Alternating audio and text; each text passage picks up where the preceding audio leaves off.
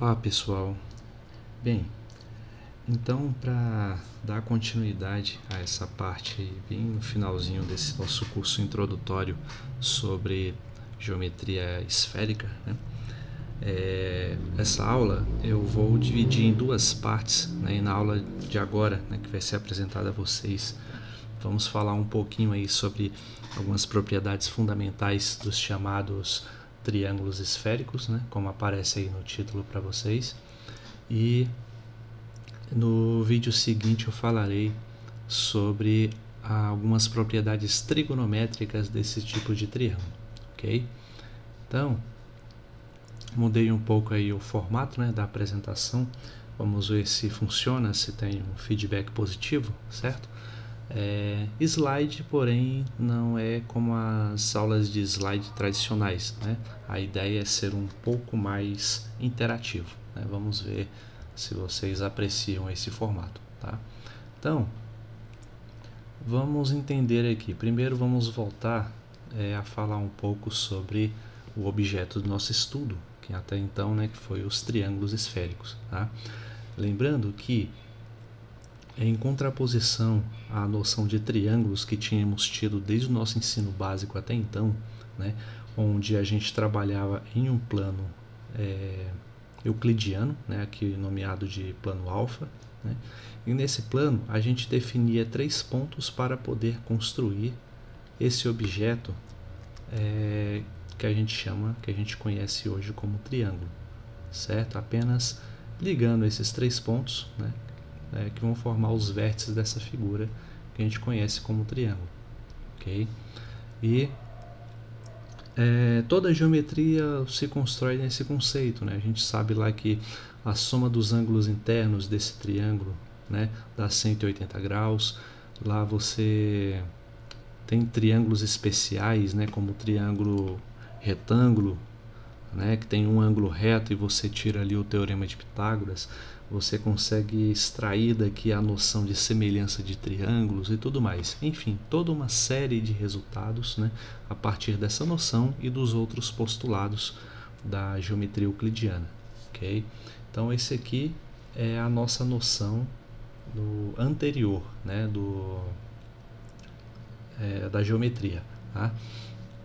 E o nosso objetivo, como já ficou claro nas aulas anteriores, é nos concentrar nessa noção construída sobre a esfera que a gente chama de S2, né? Aqui do lado, e a gente construindo aqui um triângulo sobre a superfície dessa esfera, né? A ideia então é pegar 3 arcos de círculos máximo, como esses que eu peguei aqui, ó, esse arco e esse daqui, né? E através da intersecção desses arcos, gerando esses vértices, os vértices D, E e F, a gente consegue fazer esse triângulo, como por exemplo este que eu coloquei aqui em azul nessa figura, né? Com esses ângulos A, B e C. Colocou o chapéuzinho aqui, ó, A, B e C, né? Representando os ângulos internos desse triângulo, né? Na verdade, esses não são os únicos triângulos formados por essa intersecção, né? Como são 3 arcos de círculos máximo, se você for contar ao todo quantos triângulos formam aqui, você vai chegar a um total de 8 triângulos, né? Você tem esse aqui da frente, você tem esse triângulo aqui, ó, do fundo, se formando aqui atrás, 2, né? Tem esse triângulo aqui do lado, né? Enfim, faça a conta aí, não é tão difícil visualizar esse conceito, né? Vai dar 8 triângulos no total, beleza? E é daqui que a gente vai tirar algumas propriedades, vai estudar algumas propriedades desse triângulo e vai ver onde ele se difere das propriedades que a gente já conhece do triângulo euclidiano, né, do plano euclidiano. Okay? Então vamos ver aqui o primeiro desses resultados, que é esse teorema. Dados quaisquer 3 ângulos, vou chamar aqui ângulos alfa, beta e gama, né, tais que a soma desses ângulos é menor do que π, né, onde π aqui é 180 graus, né, a gente está considerando em radianos, existe um triângulo esférico com esses ângulos. Tá? Aqui eu escrevi errado, tá, gente? Só agora que eu percebi o erro. Só apaguem, por favor. Era para estar com um símbolo de maior, tá? Foi uma falha minha aqui, tá? Então, alfa mais beta mais gama tem que ser maior do que π, ok? Vou fazer bem assim, ó. Vou colocar com essa cor aqui um pouco mais clara e desenhar escuro, né? O sinal de maior. Fica melhor assim, tá? Só corrigindo. Então, a soma desses ângulos tem que ser maior do que π, né? Então, existe um triângulo esférico com esses ângulos. Então, esse é o primeiro resultado que destoa da noção de geometria que a gente conhece até então, né? Onde, relembrando, aqui na geometria de Euclides, se eu tenho alfa, beta e gama, a gente vai ter alfa mais beta mais gama igual a π, ou igual a 180 graus, certo? Aqui eu estou afirmando que alfa mais beta mais gama é maior do que 180 graus, tá? Então é o primeiro resultado que eu vou mostrar aqui para vocês, né? E para mostrar esse resultado eu coloquei esse desenho aqui à primeira vista um tanto estranho, né? Ele é um recurso muito utilizado nessa área, que é chamado de projeção estereográfica, né? Que o que ela representa na verdade é uma espécie de planificação da esfera, né? É um recurso de você pegar a esfera e representá-la no plano, como eu coloquei aqui em volta, tá? Preservando o comprimento dos ângulos envolvidos, das figuras desenhadas sobre a superfície dessa esfera, né? Então, com isso, a gente não perde as propriedades geométricas que a gente quer estudar e ganha, com isso, a possibilidade de trabalhar no plano, onde a gente já tem mais facilidade, né? Consegue desenvolver uma intuição melhor, tá? Mas eu não vou desenvolver isso aqui com a matemática própria, né? Que envolve aí o conceito de números complexos e tudo mais. Vamos tentar trabalhar nisso de uma forma um tanto mais intuitiva, que é o verdadeiro objetivo desse curso, ok? Então, imagine, por exemplo, que esse triângulo que eu desenhei aqui, ó, nessa representação, ele se encontra aqui, ó, por exemplo. Tentar fazer um pedaço desse triângulo assim, ó, aqui e aqui, tá? Claro que não está com a mesma perfeição do desenho, né? Está sendo feito à mão, mas eu acho que dá para ter uma noção, tá? Onde, e é claro, né? Aproveitando esse círculo máximo envolvido aqui, né? O equador da nossa esfera, né? Acabou retificando aqui, né? Então, onde os ângulos envolvidos são esses, ó, alfa, esse aqui vai ser o nosso beta, e esse ângulo aqui vai ser o nosso gama, né? Então, na hora de projetar, de fazer essa planificação da minha esfera, né, de projetar nessa nossa projeção estereográfica, toda essa passagem aqui, ó, todo esse comprimento envolvido, né, todo esse comprimento que eu estou destacando, ele vai ser representado por este segmento que está aqui no plano. Tá? Então, todo este segmento vai ser representado por esta projeção. Então, tudo que estiver desenhado nele eu vou conseguir projetar no plano dentro desta projeção aqui, né? Então, olha só o que dá para fazer com isso. Com isso aqui, a gente tem o seguinte, ó. Esse triângulo que eu desenhei, ele vai ser de certa forma planificado aqui, né? Conservando os ângulos envolvidos, né? Então, esse ângulo alfa, por exemplo, ó, já que o meu equador ele foi projetado bem para cá, ó, né? Então, como o ângulo alfa ele está bem aqui fazendo um ângulo adjacente com a região, com o segmento do equador, ele vai estar aqui também, né? É claro que esse pedacinho aqui não estará, né? Não estará sendo contemplado pela figura, né? Então eu tenho que fazer essa correção. Então, fazendo essa correção, a minha figura ficaria assim, ó. de forma aproximada, tá? Deixa eu tentar desenhar aqui assim. O outro pedaço ficaria assim.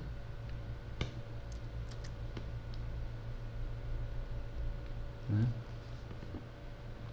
E os ângulos envolvidos seriam esses, ó. Alfa. Esse aqui seria o meu ângulo beta e esse aqui seria o meu ângulo gama, tá? Então, esse triângulo que eu tenho aqui é o mesmo triângulo que está na esfera, porém agora representado na minha projeção estereográfica, ok? Então, só para poder completar aqui, eu vou representar esse ponto aqui como O, né? Esse pontinho aqui como polo, né? Vou colocar o polo P, ele também tem um ângulo característico, né? Vou representar esse ângulo como θ, né? E os outros pontos aqui, eu vou chamar esse ponto de D e esse ponto de C, né? E aqui os pontos A e B. Ok? Então, eis aí a nossa figura, né? Então, com essa figura a gente consegue estudar, né, e tirar resultados, né, mais fácil do que, de forma mais fácil do que trabalhar diretamente sobre a superfície da esfera, tá? Então, olha só, pegando aqui, ó, estudando agora a nossa planificação, né, a gente pode considerar o seguinte, que esse ângulo aqui, ó, o alfa e o beta envolvido, né, ambos estão entre 0 e π sobre 2. A gente não perde em generalidade em fazer essa consideração. Então a gente pode considerar o alfa e o beta como ângulos que estão entre 0 e π sobre 2, só para poder facilitar as nossas contas, tá? Então, o que mais a gente pode considerar, né? A gente pode pegar que se esses ângulos aqui são máximos,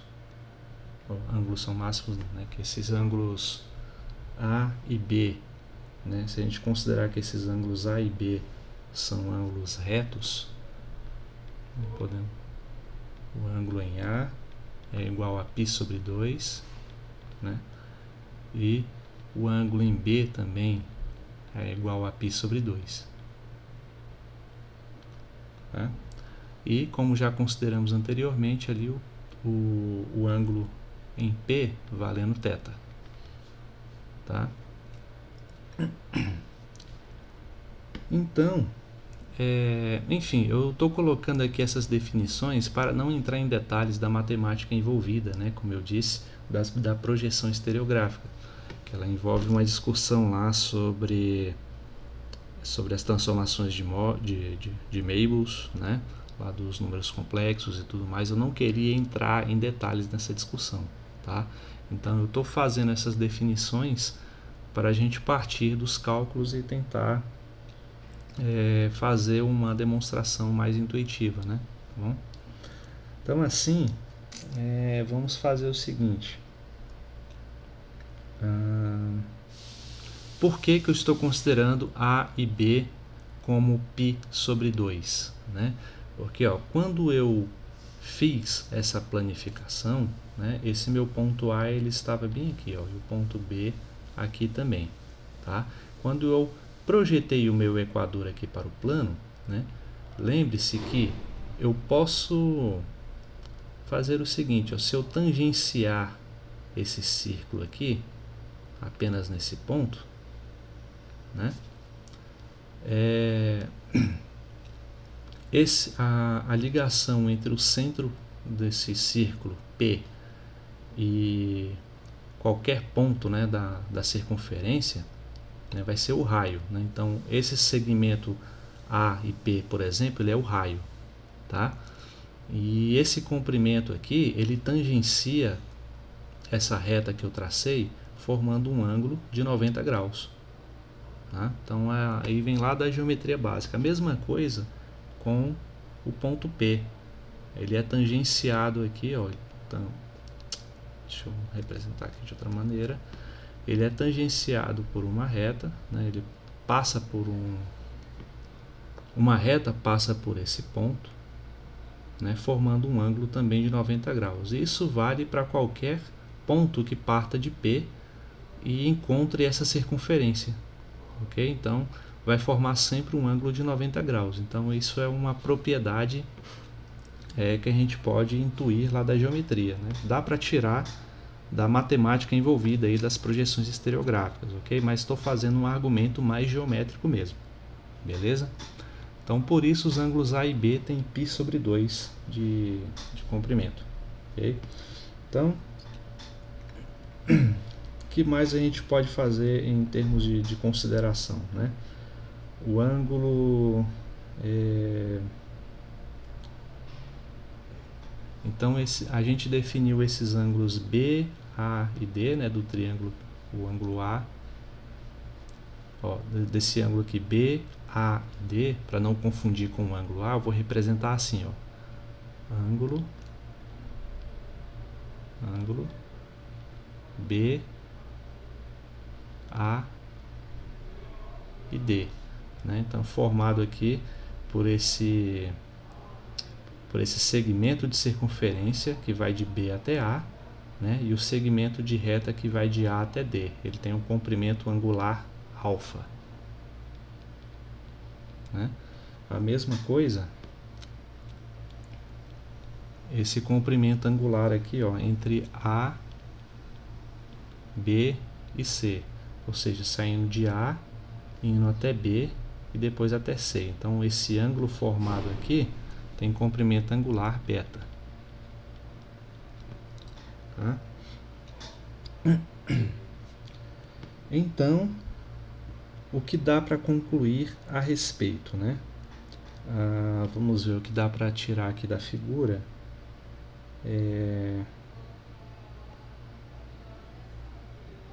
Vamos ver.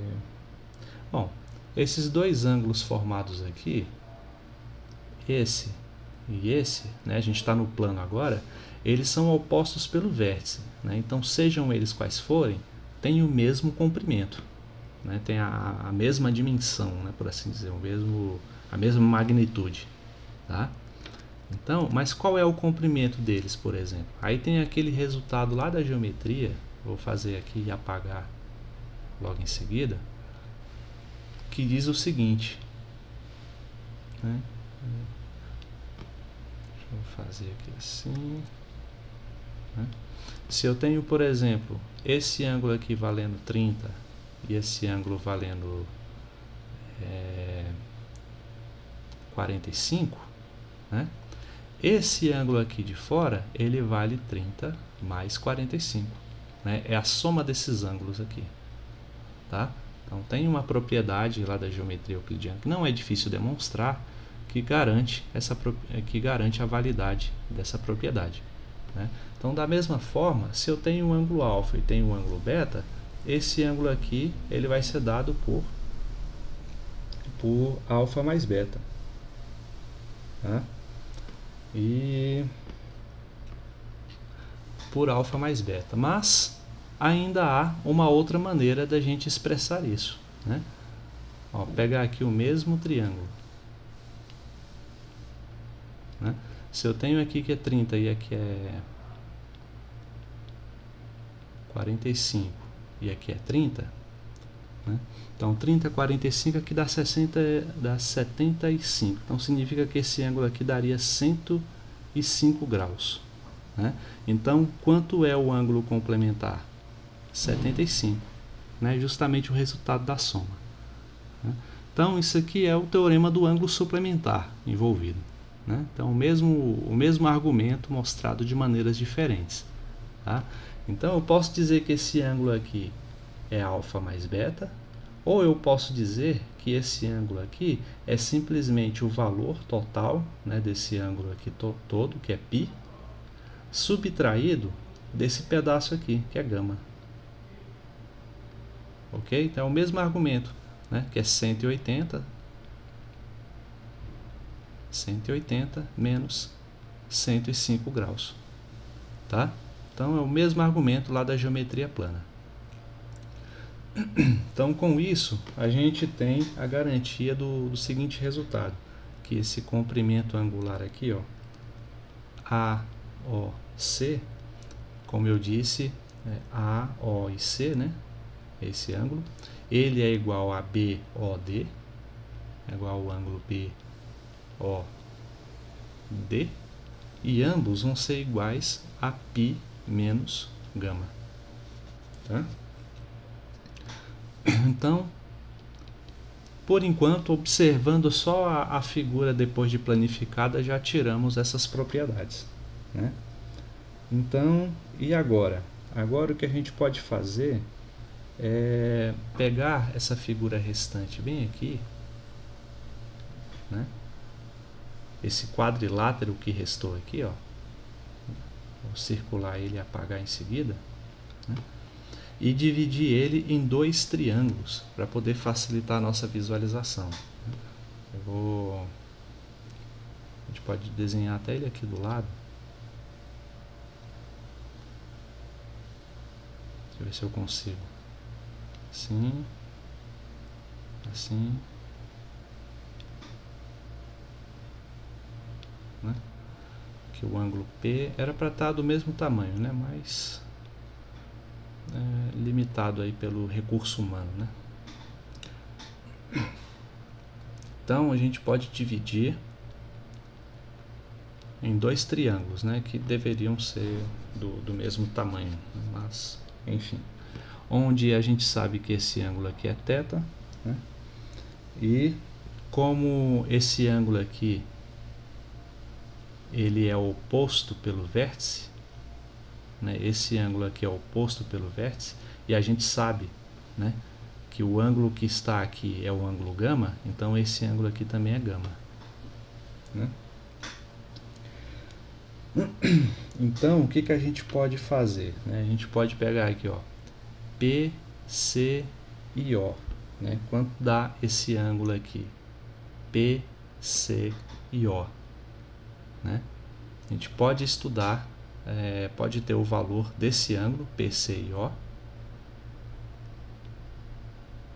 o ângulo PC e O, quanto vai dar ele, e a gente também pode ter o valor do ângulo PD e O, ou seja, o ângulo formado bem aqui em D, no vértice D, né? Então, primeiro P, C e O, ou seja, desse triângulo PCO com vértice em D, o ângulo formado no vértice D. Qual o valor desse ângulo, né? Bom, o valor desse ângulo a gente pode obter, vamos ver de que maneira, né?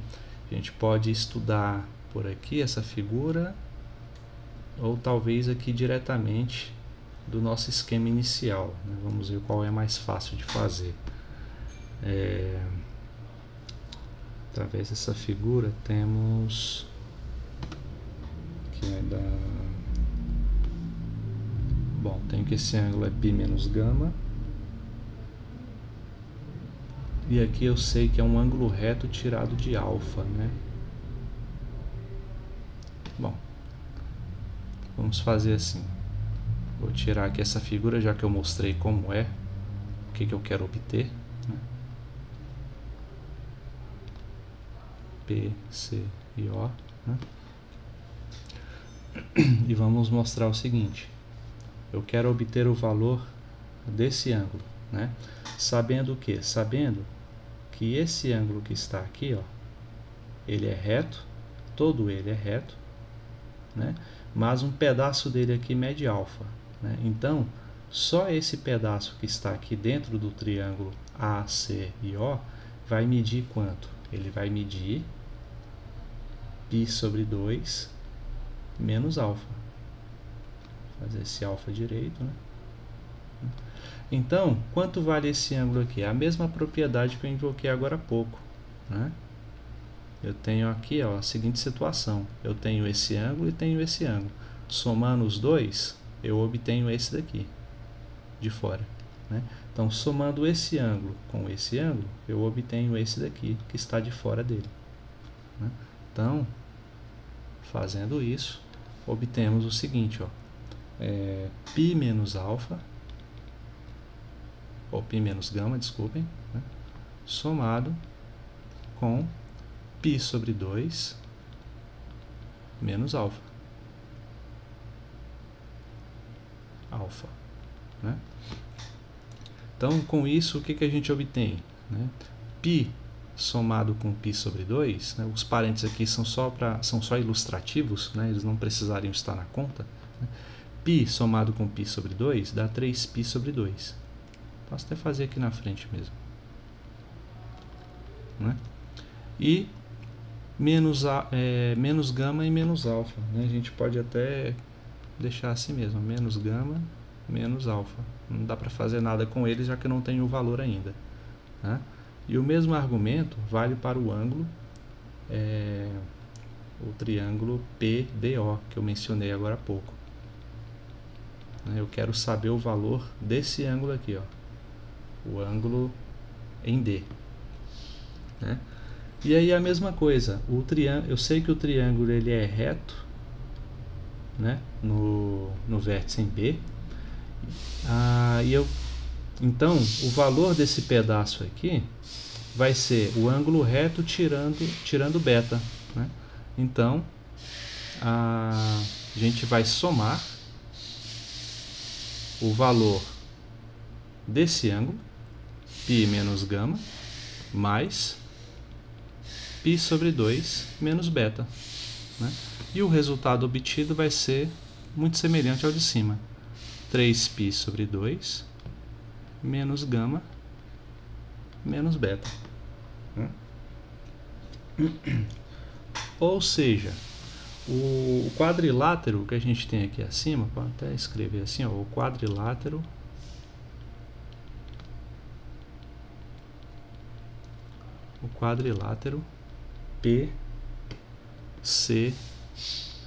PCOD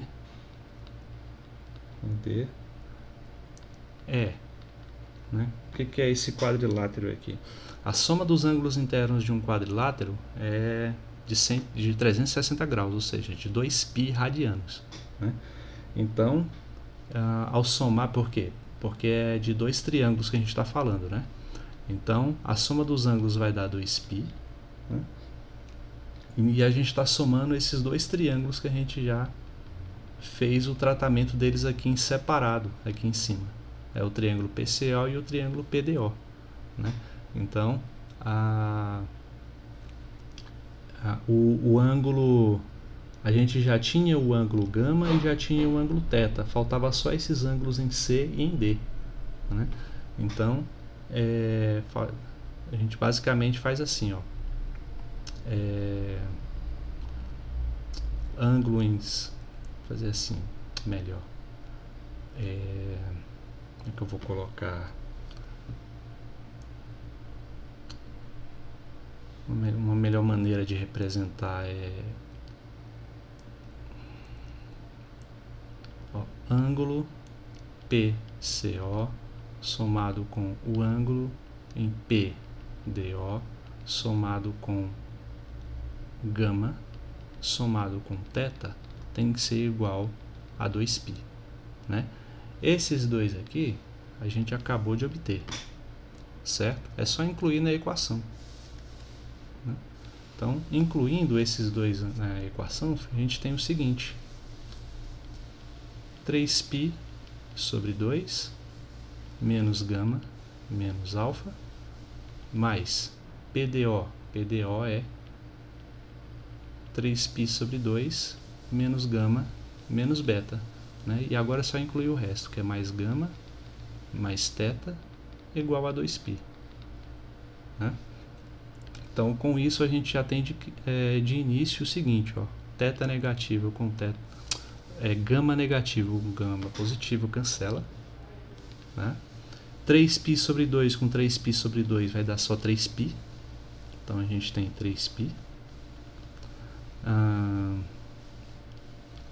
Menos gama, menos alfa, menos beta, mais θ igual a 2π. Né?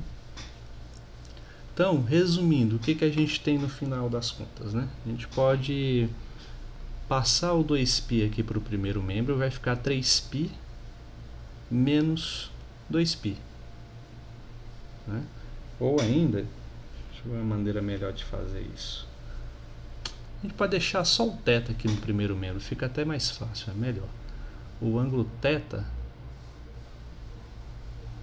eu criar um espacinho aqui para a equação.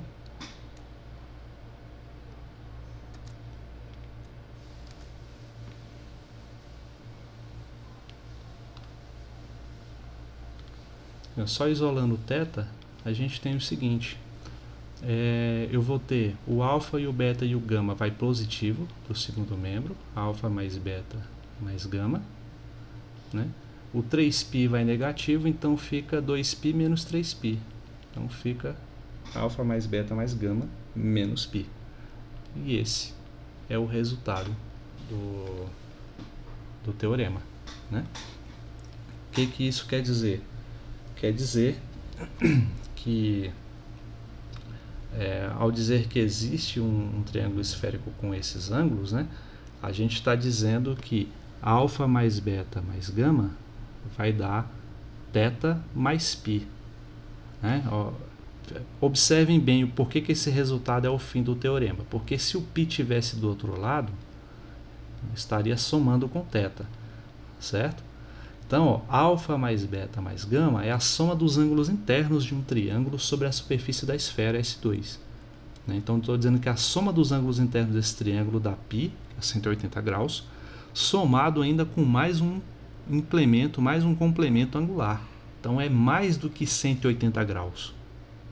Certo? Eu estou dizendo que esse complemento angular é dado por essa diferença aqui. Tá? Por isso que isso aqui a gente diz que é o fim do teorema. Eu estou provando então o que diz a afirmação do teorema. Beleza?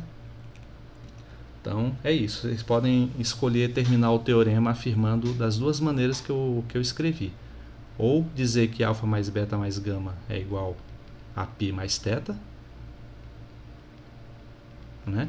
Ou seja, com isso você está dizendo que é maior do que π. Né?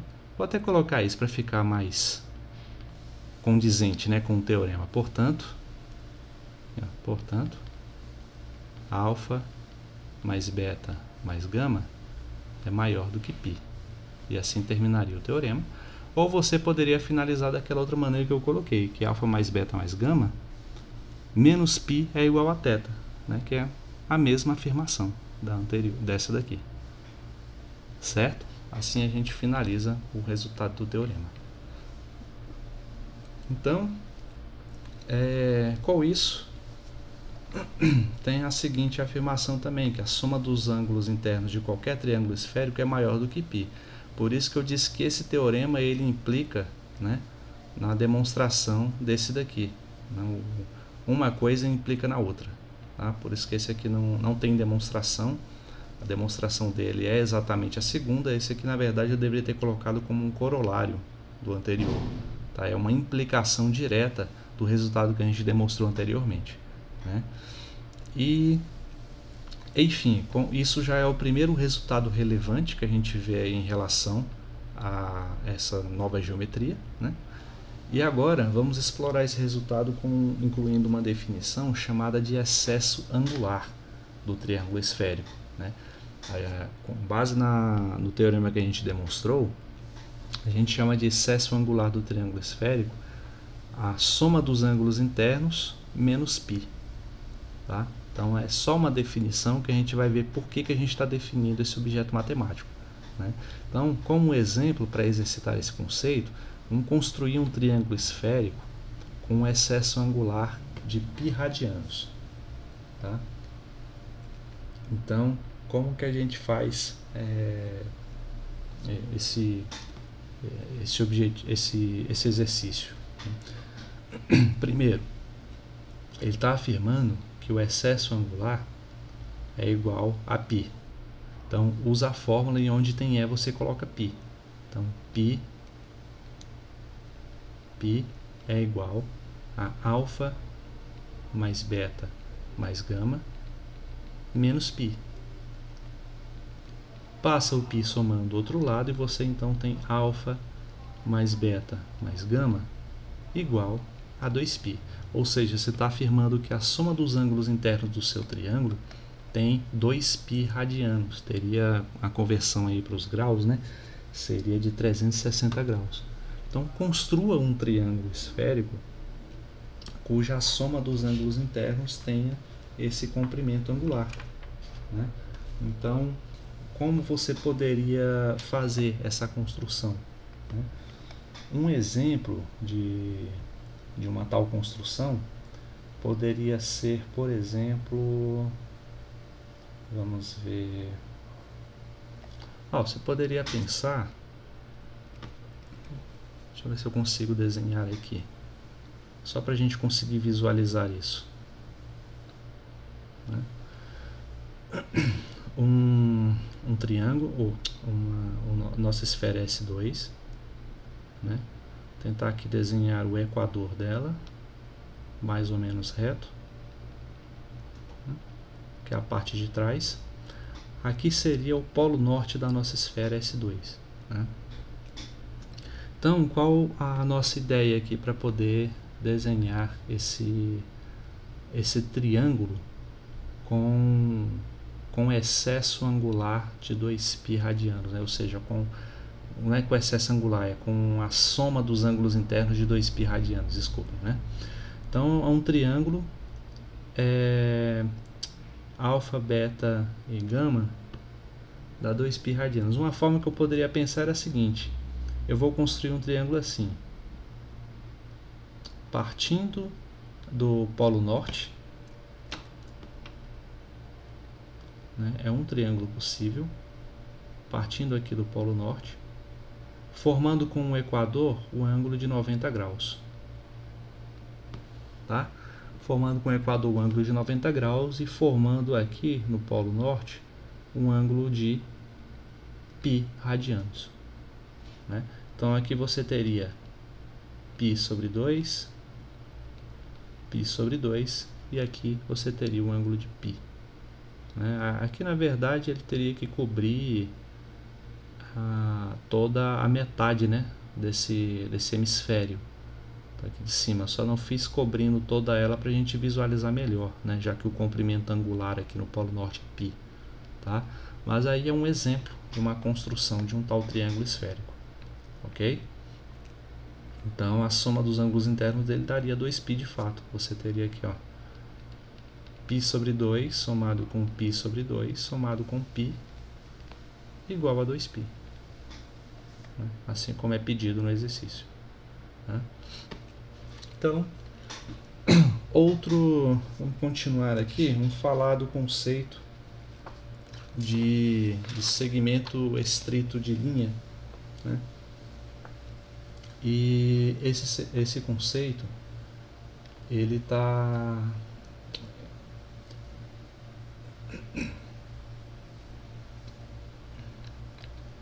é importante para as nossas construções subsequentes, né? Principalmente em relação ao conceito de área, que a gente vai explorar logo em seguida, tá? Então, no que consiste, né, essa ideia? Então,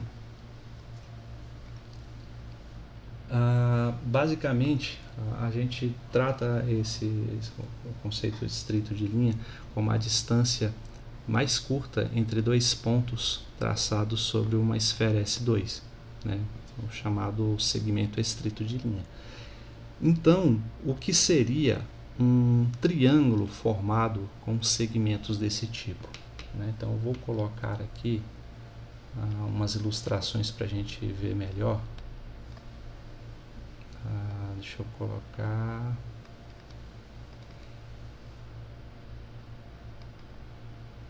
Esse daqui, ó, por exemplo. Vou aumentar aqui um pouquinho.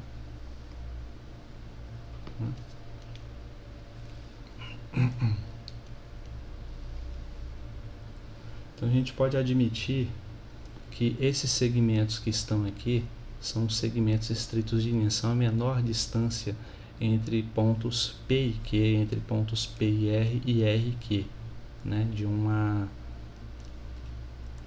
de pontos que estão sobre a esfera S2.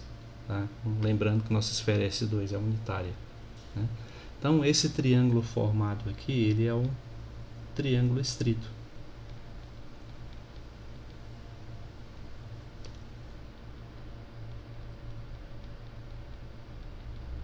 Né? Porque ele é formado com segmentos estritos. Né? E através daquelas propriedades de isometria, a gente consegue mover esse triângulo pela esfera S2 ou fazer inversões. Né? A gente pode fazer inversões, pode fazer... Qual outra propriedade? A gente viu rotações, né? Fazer rotações, inversões na esfera, né? Preservando as propriedades desse triângulo. Tá? Então, a gente pode, por exemplo, pegar esse ponto R, colocar ele no polo norte, por exemplo, ficando da seguinte maneira. Ó.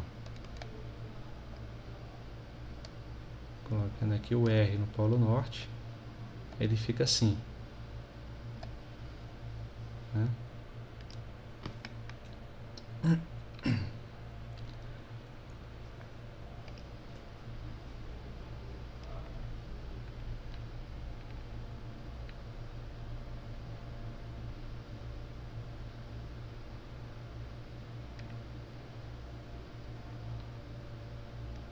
Então, ao fazer essa transformação, né, do R no polo norte, fica mais fácil da gente visualizar algumas propriedades, né, envolvendo esses segmentos que formam o nosso triângulo. Né? Como, por exemplo, se eles são partes de grandes círculos, né, de círculos máximos da nossa esfera, fica melhor para a gente representar, né, o complemento dele aqui, ó, indo até o polo sul,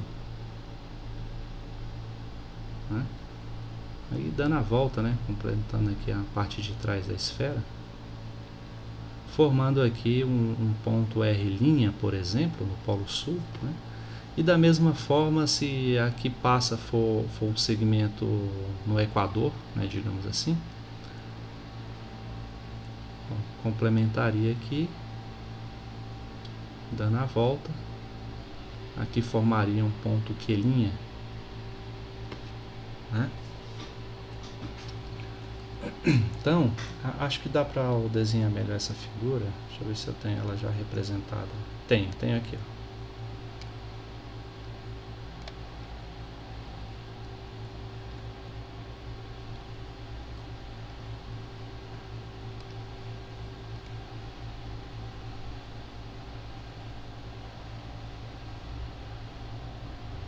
Então, esse triângulo formado aqui, vou até apagar esses rastros que eu fiz, esse triângulo PQIR que a gente construiu, nessa posição particular da esfera S2, ele está em 3 grandes círculos, né, como eu mostrei e como está representado aqui na ilustração ao lado. Né? Então, cada um se encontrando em 2 pontos que são diametralmente opostos, né? Num total de 6 pontos ao todo, né? São 6 pontos ao todo, né? Formando os 8 triângulos que eu mencionei lá no início da aula. A gente pode fazer a contagem aí e que vai de fato nos mostrar 8 triângulos no total, né? Então, com essa forma da gente mover o triângulo e assim deixar de uma forma bem discretizada essas regiões da esfera S2, fica um tanto mais fácil a gente estudar as propriedades de área, né, da nossa esfera, né, do nosso círculo sobre a esfera S2. Né? Então, ó, por exemplo,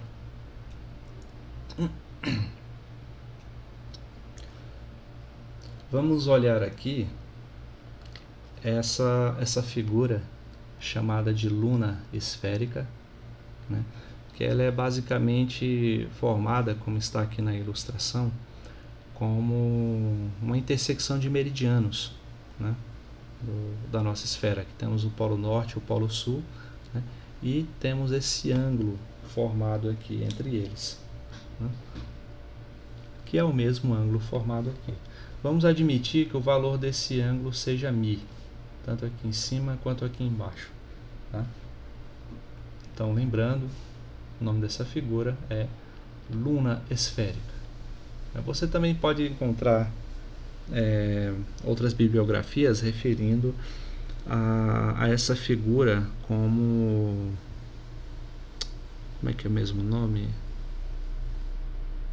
Tem o nome cunha esférica, mas a cunha envolve a região interna, né? E o nosso interesse está na região só da superfície.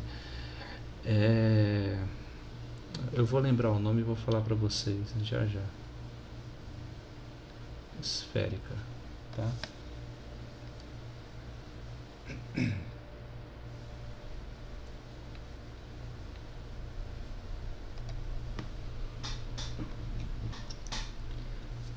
Então, vamos admitir, por exemplo, né, só para a gente poder generalizar o resultado, que o valor de μ é igual, vamos admitir aqui que o valor de μ seja igual a π sobre 2 radianos. Tá? Se o valor de μ for igual a π sobre 2 radianos, né, sabendo que a nossa esfera, né, é de raio unitário, ó, lembrando que o raio aqui é igual a 1 sempre na nossa esfera S2, né, a gente sabe que para poder calcular a superfície de uma esfera, né, colocar aqui a área, né, vai dar 4π vezes r ao quadrado. Né? Como o raio é sempre unitário, isso aqui vai dar 4π. Tá? Então, se eu pego um valor de μ aqui igual a π sobre 2, né? Se eu olhando de cima, né, da nossa esfera, o que significa pegar o valor de π igual a π de μ igual a π sobre 2? Significa que eu estou indo, ó, isso aqui é o nosso polo norte, né? Significa que eu estou pegando 1/4, né, da nossa superfície. Esse aqui é o valor de μ que eu estou considerando, por exemplo, certo? μ igual a π sobre 2, olhando a esfera de cima, tá? Então, como a nossa esfera tem raio unitário, o valor da área vai depender única e exclusivamente do ângulo, né? Então, se eu peguei 1/4 do ângulo, o valor da luna vai corresponder a princípio, né? A gente tende a pensar que a 1/4 da área da esfera, tá? Então, se eu posso considerar aqui, ó, portanto, a área da luna esférica vai ser 1/4 da área da superfície, ou seja, vai dar igual a π. Né? Então, qual foi a relação que a gente identificou aqui? Ó? Quando consideramos o ângulo igual a π sobre 2, a área de π. Né? Então, portanto, a gente pôde concluir que a área da luna é igual a 2 vezes o valor do ângulo μ escolhido. Né? A gente pode tirar essa referência. Colocando o valor de μ aqui igual a π sobre 2, eu encontro a área da luna igual a π, assim como eu fiz aqui no passo a passo. Certo? Isso foi só um exemplo motivador. Tá? Agora, como que eu generalizo isso para qualquer triângulo, para qualquer região triangular da nossa superfície esférica? Aí eu peguei aqui, né, motivado aqui pelas nossas transformações de isometria feito por esse triângulo P, Q e R, né, construído só com segmentos estritos de linha, né, e dividir em regiões que eu consigo ver, né? São as regiões 1, 2, 3 e 4. Tá? Ó, vejam bem, é a mesma figura que está aqui, tá? Só que dividido nas regiões 1, 2, 3 e 4, como eu coloquei aqui embaixo, né? Então, vamos fazer o estudo da área desse triângulo P, Q e R e descobrir, por exemplo, qual é a área dessa região 1. Tá? Então, qual é a área dessa região 1? Né? Vamos tentar descobrir, tendo essa motivação da área da luna esférica como um princípio, né? Uma ideia do que a gente pode fazer. Através daqui, da luna esférica, a gente tirou a metodologia de relacionar o ângulo com a área. Né? Então, essa relação é muito importante para a gente conseguir generalizar esse resultado. Tá? Beleza, então como que a gente faz isso? Né? Primeira coisa,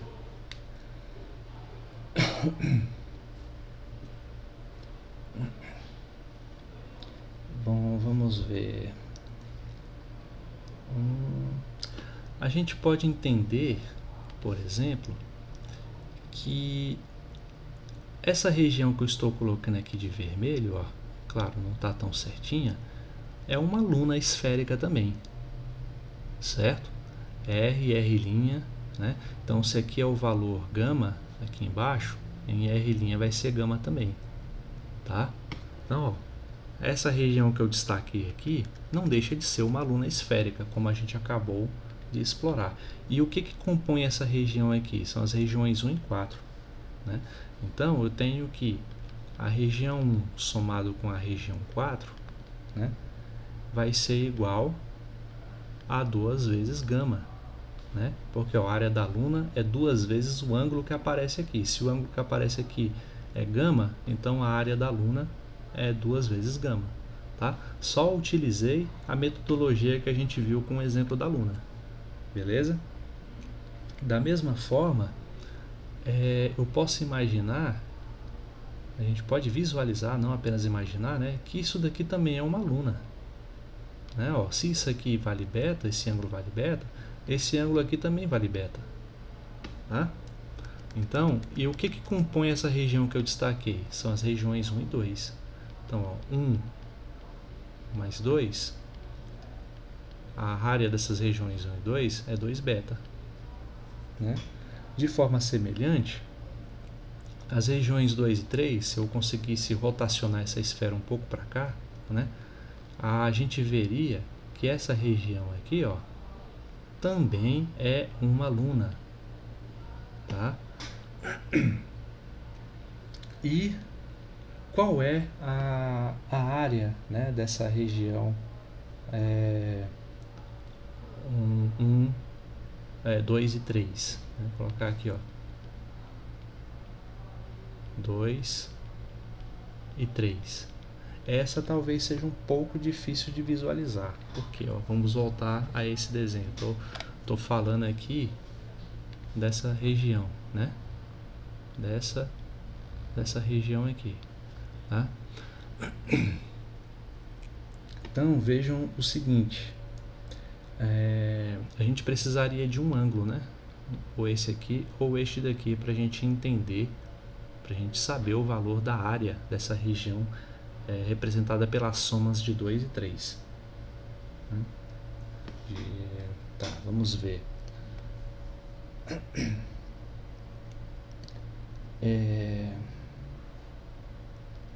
2 e 3.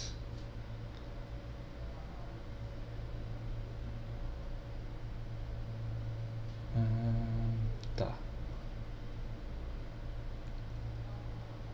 Não, 2 e 3 não. Posso pegar um diferente, né?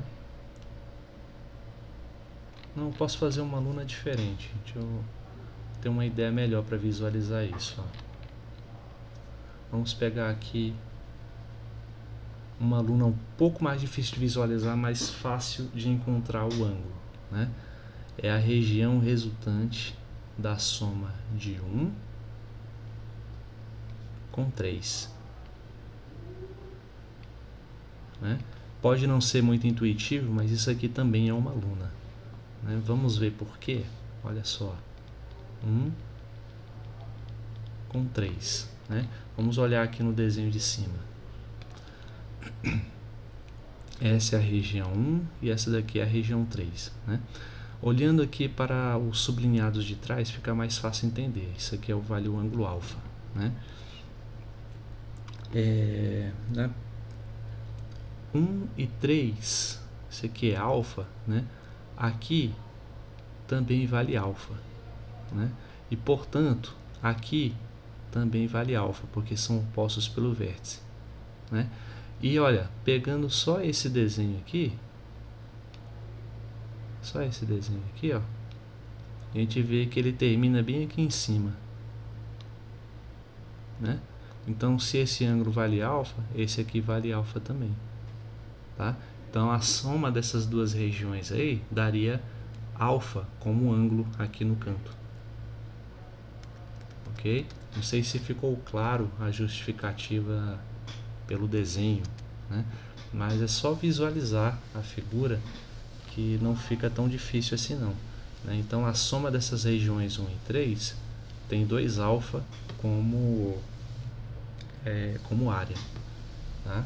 E agora a gente tem essas informações, né? O que a gente pode fazer é somá-las, né?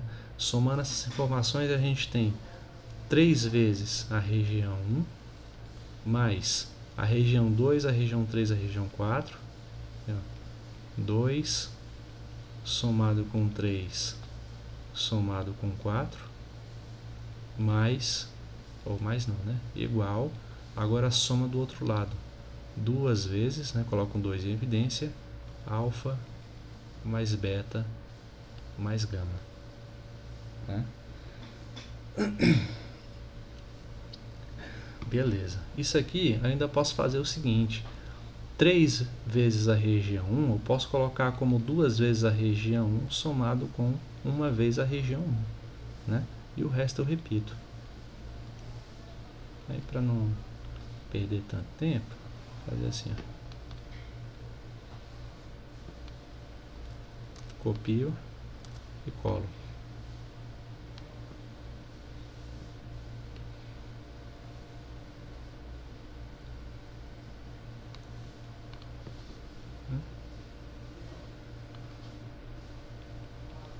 Aí, por que fazer esse desmembramento? Porque essa parte aqui, ó, 1 mais 2 mais 3 mais 4, corresponde ao que eu consigo ver da esfera, é a parte de frente, né, de S2.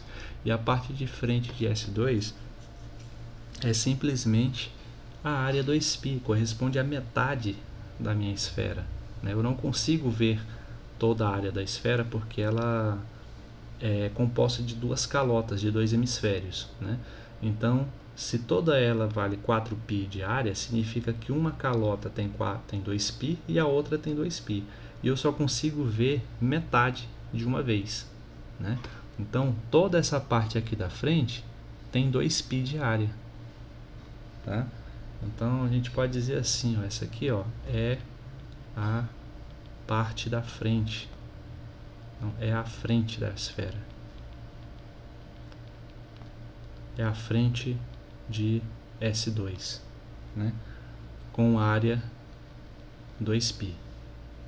Tá? Então o que a gente tem na verdade é 2 vezes a região 1 somado com 2π igual a 2 vezes alfa mais beta mais gama, né?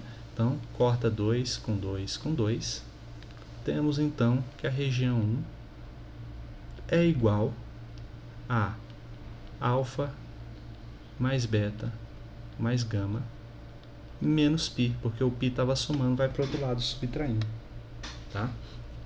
Então, isso aqui que a gente queria encontrar não era a área da região 1? Encontramos, ó. A área da região 1 é dado pela soma dos ângulos alfa mais beta mais gama menos π. Ora, mas se a gente já não viu esse resultado, né? A gente viu esse resultado relacionado ao excesso angular, né? É exatamente a mesma forma do excesso angular. Então, com isso, a gente pode concluir o seguinte, que a área de um triângulo esférico é igual ao seu excesso angular, Então, área é igual a alfa mais beta mais gama menos π. Né? Então, tem um resultado muito mais forte aí na geometria esférica, que diz que a área de um triângulo esférico depende apenas dos seus ângulos. Né? Então, para solidificar essa noção, vamos calcular a soma dos ângulos internos de um triângulo esférico com área igual a 3π sobre 4. Né?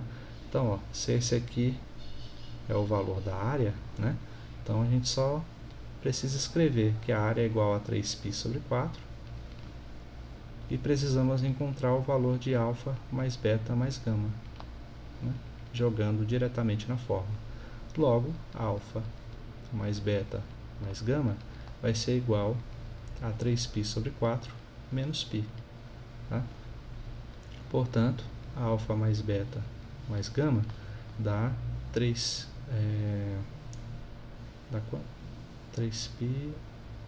Eu acho que eu escrevi errado isso aqui, né? 3π. Desculpem, eu escrevi errado, que é mais, né? Então dá 4π mais 3 dá 7π sobre 4. Pronto, era isso aqui. A gente tinha que calcular. Tá? Só um exemplo bem bem prático mesmo, beleza? Porém, gente, há um outro resultado que é muito mais forte devido ao matemático Girard, né? É Albert Girard, se não me engano ele provou isso lá em 1629. Deixa eu colocar aqui. É esse rapaz aqui, ó. Ele provou um resultado um tanto mais forte do que esse, né? Foi no ano de 1629, cerca de 2 ou 3 anos antes dele morrer. Agora eu não me lembro se ele morreu em 1631 ou 32, né? E ele mostrou essa relação aqui, ó, que um triângulo esférico alfa mais beta, um triângulo ABC esférico, né, com ângulos alfa, beta e gama, então a soma desses ângulos é maior do que π, porém menor do que 3π. Né? Então, esse resultado demonstrado pelo Girard já no século XVII, demonstra que nessa época já havia uma preocupação dos matemáticos em estudar essas estruturas não euclidianas, por assim dizer. Né? Não é tão correto dizer assim não euclidianas, porque ainda se utilizava ferramentas da geometria euclidiana, como a gente está utilizando aqui de fato. Né? Não havia uma negação formal dos axiomas de Euclides, né? Apenas era um clima de renovação, né, algébrico lá da matemática na Europa, tudo. E esse foi um dos matemáticos que fez um estudo da geometria nessa época, que não teve assim tanto destaque quanto merecia. E o que dizer desse resultado do Girard? Né? Como que a gente pode só fazer uma motivação breve, né, desse resultado mostrado por ele? Para mostrar esse resultado, eu lembrei a palavra que eu queria falar para vocês, é fuso esférico, né? Luna esférico, outra palavra utilizada em outras bibliografias é fuso esférico. Tá? Para obter a área de um fuso esférico, pode-se utilizar a seguinte fórmula. Né? Posso colocar assim, ó, uma outra notação. A área de um fuso com ângulo gama, por exemplo, pode ser dado por 2 vezes esse ângulo vezes r ao quadrado. Tá? É claro que o nosso raio aqui é unitário, mas eu vou deixar o r aqui, o r ao quadrado, e não vou colocar ele igual a 1, só para mostrar para vocês que esse resultado ele vale, né, mostrado por Girard, que ele vale para esferas também não unitárias. Né? Então, a área de um fuso esférico é dessa forma, né, de ângulo gama. Então, se for de um ângulo beta, também vai ser 2 beta r ao quadrado. E se essa nosso fuso esférico tiver ângulo alfa, né, a área vai ser 2 alfa r ao quadrado. Né? Então, fazendo aquilo que a gente fez anteriormente, que é somando, né, a área desses fusos, a gente obtém a área de todo o hemisfério. Não foi isso que a gente fez aqui, ó? Ao fazer a soma de todas as regiões que a gente fez aqui, a gente chegou ao resultado de que isso resulta na parte da frente da esfera, né, do hemisfério que a gente consegue visualizar da esfera, tá? Então, quando a gente faz A, F gama, vamos fazer na ordem certa, F alfa somado com A, F beta mais A, F gama, né? Isso aqui vai ser igual à área, né, do hemisfério.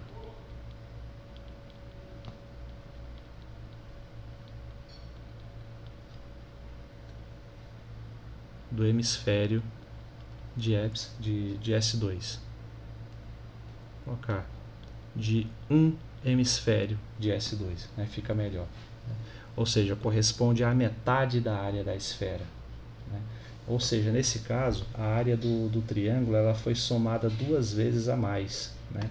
Então, como a gente tem uma expressão da área para cada uma, a gente tem o seguinte, que 2 alfa, né, r ao quadrado mais 2 beta r ao quadrado mais 2 gama r ao quadrado vai ser igual a... Como é que eu posso colocar isso?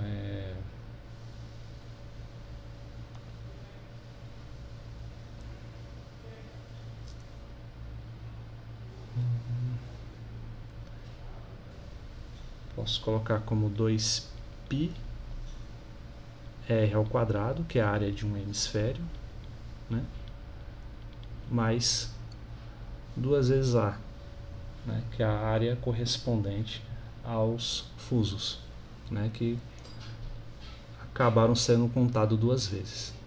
Né? Então, multiplicando toda essa expressão por 1 sobre 2r ao quadrado, a gente tem simplesmente, a gente vai ter os cancelamentos devidos, né? Ó, vai cancelar o 2 e o r ao quadrado aqui, vai sobrar alfa, aqui vai sobrar beta, aqui vai sobrar gama, e aqui vai sobrar o que? Cancela o 2 e o r ao quadrado, vai sobrar π, e esse aqui vai cancelar só o 2, então vai dar A sobre r ao quadrado. Tá? Então assim ficaria a expressão obtida pelo Albert Girard. Né? Só que aí, observem o seguinte,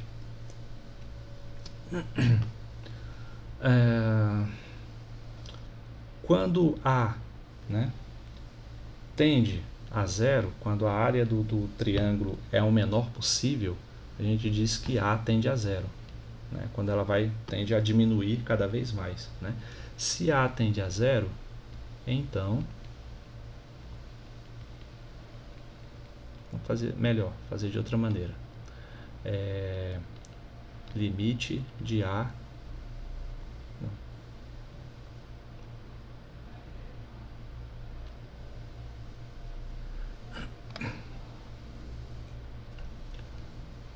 Não, vou usar limite, não é melhor. Não polui tanto a expressão. Quando A tende a zero mesmo, né? Então a gente tem o seguinte, toda a expressão vai ficar assim, ó, alfa mais beta mais gama vai tender a π, né? Vai tender a π por quê? Porque essa expressão aqui ela vai para zero, certo?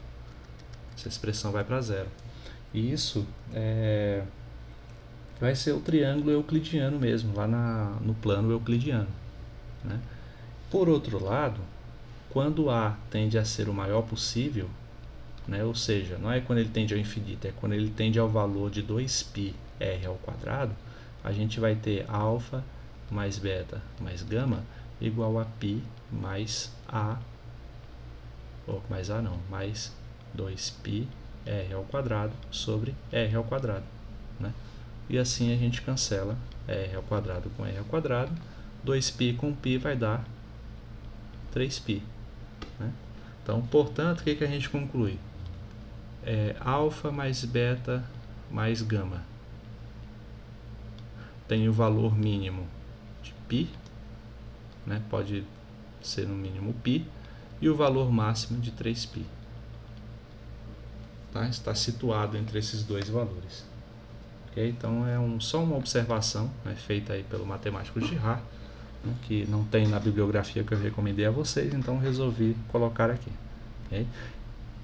E para finalizar, comentar um pouco aqui sobre os chamados teorema dos triângulos duais, que ele é um teorema bastante relevante, que ele está relacionado à natureza um tanto sutil, né, desses triângulos estritos, e nos fala um pouco sobre o conceito de semelhança de triângulos aqui, né, na superfície S2. Então, ele foi estudado de uma maneira um tanto mais formal por matemáticos como Euler e Lagrange lá no século XVIII, né? Foram figuras pioneiras aí nessa área, fizeram resultados revolucionários, né? E esses triângulos duais, eles são basicamente o seguinte: você pode considerar triângulos com vértices A, B e C, por exemplo, com ângulos alfa, beta e gama, né? Como posso colocar aqui, ó, alfa, beta e gama, né?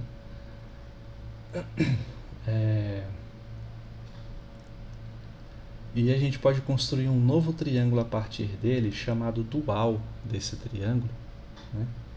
Com vértices, eu coloquei aqui AP, BP e CP, seguindo um certo padrão de construção. Eles têm uma relação entre si, né?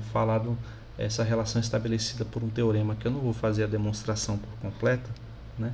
Mas vou mencionar e tentar explicar um pouco do que ele fala, né? Ele diz assim, eu coloquei aqui uma figura para explicar melhor, porque essa aqui está um tanto poluída, né? Diz assim, ó, que cada triângulo esférico estrito está associado a um outro triângulo, que eu chamei aqui de delta linha, denominado dual, né, desse triângulo. Tá?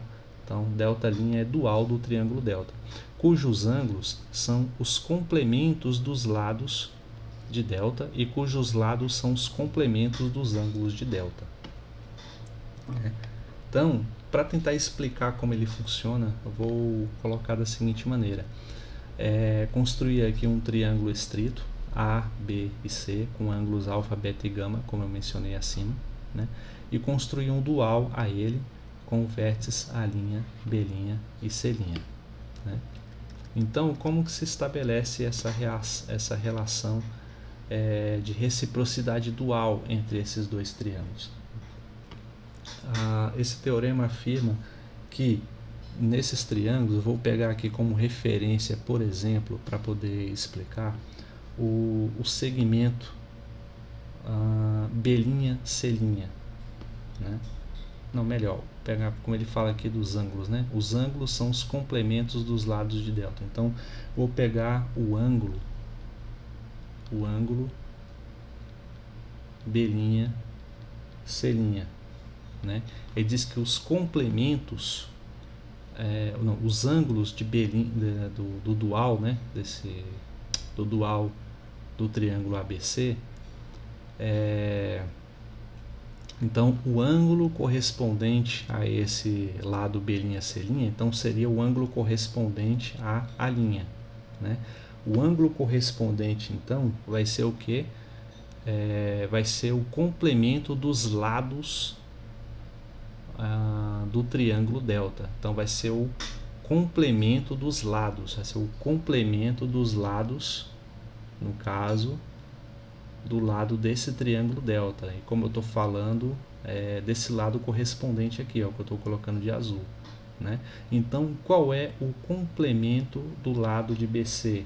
Vai ser π, né, menos A, porque A é o comprimento desse lado, né? E quando eu falo complemento, é o que falta para dar o valor de π, tá? Nesse contexto, certo? E isso é referente ao ângulo, a primeira parte do teorema. E quanto ao segmento B', né, que ele diz ao segmento, ao comprimento do lado B', são complementos dos ângulos de delta. Então, complemento vai ser π menos alfa, que é o ângulo do triângulo delta. Tá? Então, assim, é meio complicado? É meio complicado, sim, né? Mas, assim, a aplicação, ela não é tão esdrúxula quanto se parece à primeira vista, né? Eu vou tentar mostrar isso através desse exemplo que ele coloca lá no texto. Diz assim, ó, sejam os pontos 1, 0, 0, 0, 1, 0, 0, 0, 1, né? Prove que os triângulos ABN, o triângulo ABN é congruente a algum de seus duais, né? Então, aqui está o ângulo A, né, que aqui na verdade, aqui eu coloquei errado porque eu peguei essa figura de outro lugar, né? Aqui na verdade é o N, né? Esse aqui vai ser o A, né? E esse aqui vai ser o B, tá? Vou fazer assim, melhor, né? Não.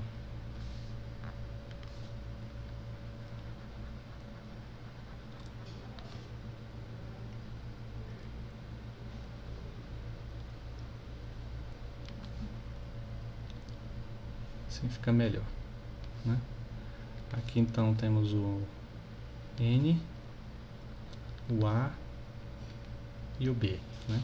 O N tem coordenadas 0, 0, 1, né? Porque está no eixo Z. Aqui é X e aqui é o eixo Y, tá? Então, por isso que aqui vai ser 0, 0 e 1. Aqui vai ser 0, 1 e 0. E aqui o 1, 0, 0, tá? Então, esse é um triângulo que está nessa esfera S2 aqui nossa, esfera unitária, né? Prove que esse triângulo ele é congruente a alguns de seus duais. Então, vamos desenhar um dual aqui qualquer desse triângulo.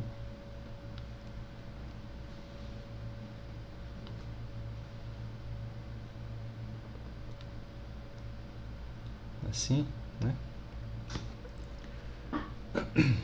Com as seguintes propriedades. Esse aqui é o ponto N', aqui vai ser A' e aqui B', tá? Então, ó, como está sobre esses pontos, significa que esse ângulo formado aqui é π sobre 2. Esse ângulo aqui também é π sobre 2. Não vou nem representar aqui, basta colocar o símbolo de ângulo reto, né? Que já fica subentendido, tá? E esse comprimento, esses comprimentos aqui, ó, N, ó, aqui vai ser B, N e aqui vai ser A, né? Qual é o valor desses comprimentos? Como eles correspondem a 1/4 da esfera, né? Uma esfera que tem 2π de comprimento, 1/4 de 2π, né? É, ó, 1/4 de 2π, né? É π sobre 2, tá? Então aqui significa que esse comprimento aqui também é de π sobre 2.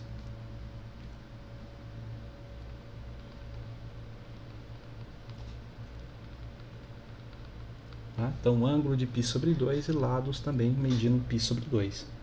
Né? Então, aqui é o nosso comprimento N', aqui é o nosso B' e aqui é o nosso A'. Né?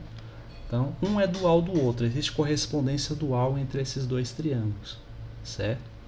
Então, qual é a correspondência dual que existe entre eles, para eu poder saber se um é congruente ao outro? Eu vou explicar o que significa o conceito de congruência a partir desse exemplo também. Tá? Precisamos primeiro encontrar a relação entre os ângulos, né, desse novo triângulo, a partir da relação de dualidade, né, da correspondência dual entre eles. Tá? Então, por exemplo, sabendo que eles são duais, pelo teorema, eu sei que, por exemplo, o ângulo aqui no teorema tem que ser igual ao complemento do lado do seu dual. Né? Então, o ângulo que está aqui, o ângulo em N', ângulo em N' tem que ser igual ao complemento, né, ao lado do seu dual. Então, complemento dual ao lado é esse aqui, π sobre 2. Então, é π menos n. Né? Logo, isso aqui vai dar π menos π sobre 2, que é igual a π sobre 2. Tá? Então, esse ângulo que aparece aqui em N' é π sobre 2. Né? Então, qual é o ângulo em A'? O ângulo em A', pelo teorema, é π menos o comprimento do lado do seu dual. Né? O lado do dual desse nosso triângulo em azul é ele aqui, é o A. Né? Então, é π menos A. Logo, π menos π sobre 2, que é igual a π sobre 2 também. E da mesma forma, o complemento de B' é π menos B, que é igual a π menos π sobre 2, que é igual a π sobre 2. Significa, então, que todo esse triângulo, esse nosso triângulo dual, ele também, não vou tirar aqui, ele também é um triângulo que tem todos os ângulos retos, certo? Então, ele tem a mesma relação de ângulos que o nosso triângulo dual. Né? O que isso significa em termos de congruência? Né?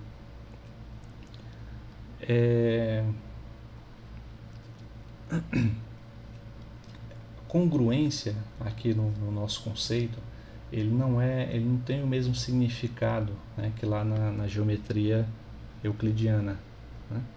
Nossa, euclidiana plana, tá? Porque a gente já viu que os triângulos aqui, eles têm a relação de área e ângulo atreladas uma à outra, certo? Então, a área de um triângulo esférico, ele depende apenas da soma dos seus ângulos internos, como a gente viu anteriormente, né? Então, na esfera, todos os triângulos com ângulos congruentes têm a mesma área, tá? Logo, eles são congruentes. Né? Então, com isso a gente conclui que na geometria esférica não existem triângulos com a mesma forma e áreas diferentes. Né? Então, seria um resultado a partir disso. Okay? Então, por que eles são congruentes? Porque a soma dos ângulos internos, né, ou seja, a área desses triângulos é a mesma. Né? Então, a área do triângulo dual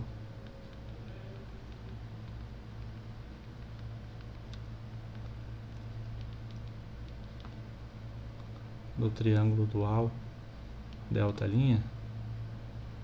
é igual a delta. Portanto, delta e delta' são congruentes.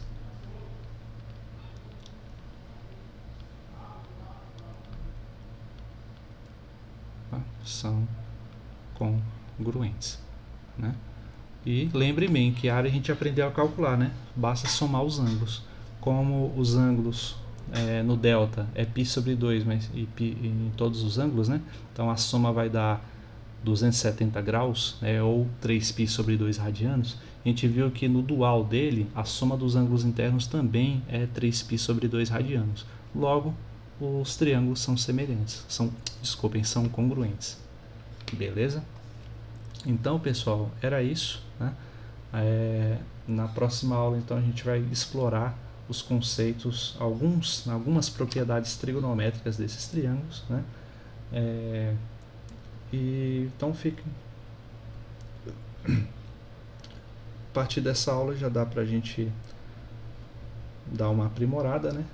E até a próxima, então. Até mais. Tchau, tchau.